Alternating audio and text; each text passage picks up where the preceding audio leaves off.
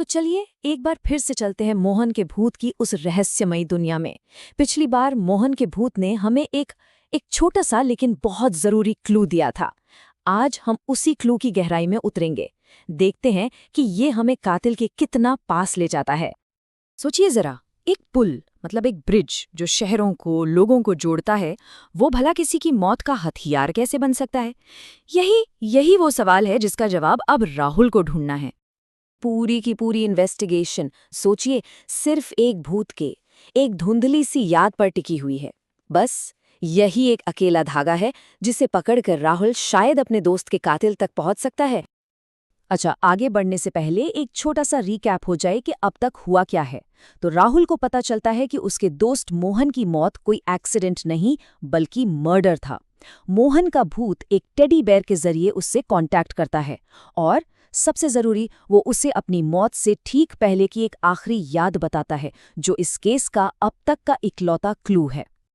और ये रहा वो क्लू जो सब कुछ बदल सकता है। मोहन के भूत ने साफ साफ कहा, मुझे याद है जब मैं हिंसा नगर ब्रिज पर था, उसी वक्त मुझे मारा गया था। हिंसा नगर ब्रिज, यही है वो जगह। यहीं से शुरू होगी राहुल की असली इन्वेस्टिगेशन। तो इस कह सकते हैं अजीब से सुपरनैचुरल क्लू के साथ राहुल अब असली दुनिया में अपनी इन्वेस्टिगेशन शुरू करता है। उसका अगला स्टॉप सीधा हिंसानगर ब्रिज पर। वहां उससे मिलेगा क्या? राहुल ने बिल्कुल टाइम वेस्ट नहीं किया। अगले ही दिन वो उस पुल पर जा पहुंचा। वहां खड़े होकर उसके दिमाग में बस एक ही सवाल घूम रहा था, आखिर इस ब्रिज में ऐसा क्या है? क्या राज छुपा है यहाँ मेरे दोस्त की मौत का? जैसे ही राहुल वहां पहुंचा, उसकी नजर सीधे ब्रिज के मैकेनिज्म पर गई। मतलब कि वो काम कैसे करता है। ये कोई आम ब्रिज नहीं था। इसका एक हिस्सा ऊपर उड़ जाता था ताकि नीचे से बड़े बड़े शिप्स गुजर सकें। अब वैसे तो ये नॉर्मल बात है, पर राहुल को ना इसमें कुछ अजीब लगा। और फिर उसने ब्रिज का कंट्रोल रूम देखा। बस उसी पल उसके दिमाग में बिजली सी कौंध गई। एक थियोरी उसके दिमाग में आई कि मोहन का दुश्मन, उसका कातिल, कोई और नहीं बल्कि वही इंसान है जिसके हाथ में इस ब्रिज का कंट्रोल है। और बस इसी एक आइडिया के साथ राहुल ने पूरी घटना को, उस रात को अपने दिमाग में रिकंस्ट्रक्ट करना शुरू कर दिया। उसने एक थ्योरी बनाई कि आखिर हुआ क्या होगा। तो राहुल की थ्योरी क्या थी, चलिए देखते हैं।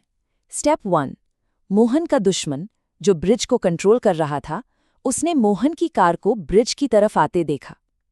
स्टेप 2, उसे ये भी दिख रहा था कि एक शिप भी आ रहा है, पर उसने जानबूझकर ब्रिज को ऊपर नहीं उठाया।